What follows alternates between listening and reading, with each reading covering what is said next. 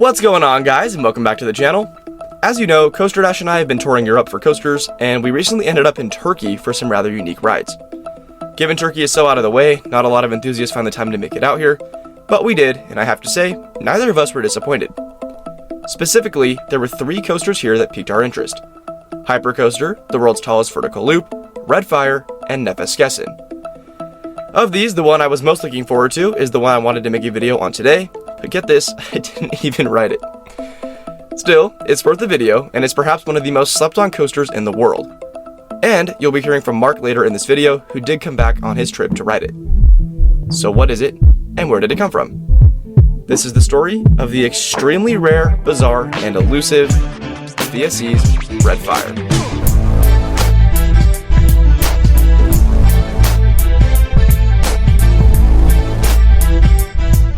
Located in Istanbul, Turkey, ViaSea is a relatively new theme park placed on the Viaport Marina in Tuzla that opened in 2015.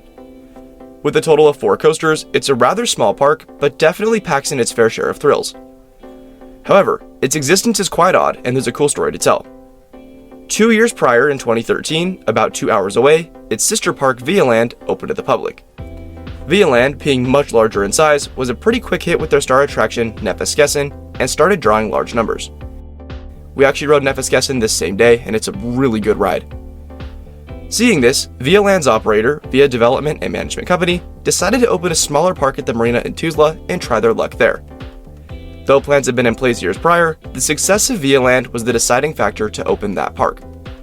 And so, we received this new park ViaSea in 2015, along with something huge: another massive, intimate LSM launch coaster.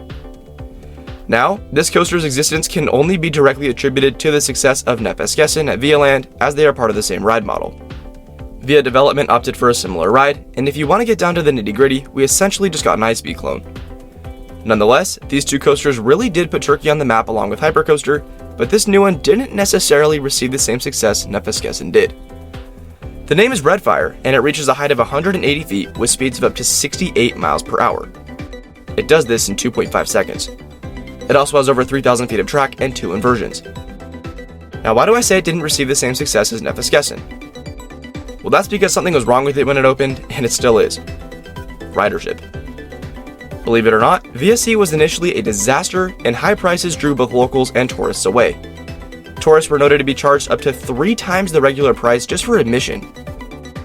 In the midst of this, an upset Via Development went as far as to potentially sell the ride and the park as a whole, and at one point, I was told Redfire was actually even getting used for parts for Nefeskesen. Now, this must have only been to a degree though, as the ride would still be seen operating from time to time.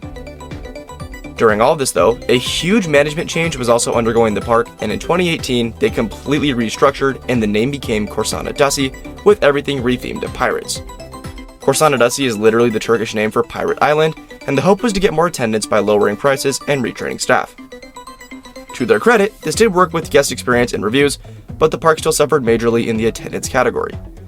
And by the time COVID rolled around, Via Development was stuck. They now had this suffering park and really needed to focus their efforts on Vialand in order to maintain success. The result? Well, this will be news to everyone, but Korsan Adası was sold to a private investor who agreed to take on the park in 2022. Reverted back to its original name of ViaSea years later, this investor brought us around the park himself and even gave us a behind-the-scenes tour on Redfire along with his team.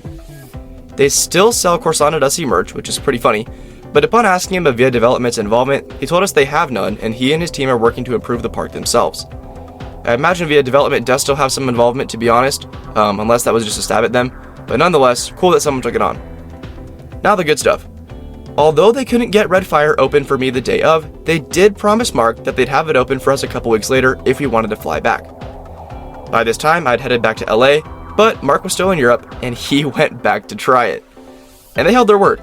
Marc got to experience one of the rarest coasters of all time, and I'm here to let him tell you a little bit about his incredible experience on this elusive attraction.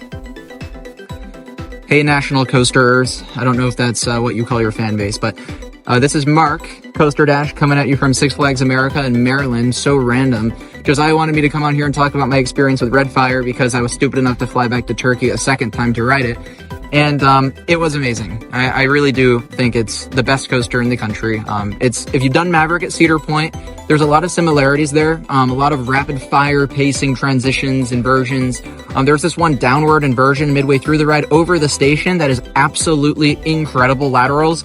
It's very smooth, being maintained well by the park. I would highly recommend if you're in Istanbul to go check it out. I hope Josiah is able to get on it at some point, because that was a shame about what happened. And so with that, my friends, Marc was able to get a ride on Redfire, and the team did promise us they are working diligently to operate it as consistently as possible. They really were the absolute coolest, so I have to shout out their efforts. It breaks my heart to see the park struggling though, so if you do find yourself in Turkey, please head their way and show them some love. I imagine it's pretty hard to take on an Intamin, especially doing it alone. Those things can just be an absolute headache, so I'm happy they took the risk though.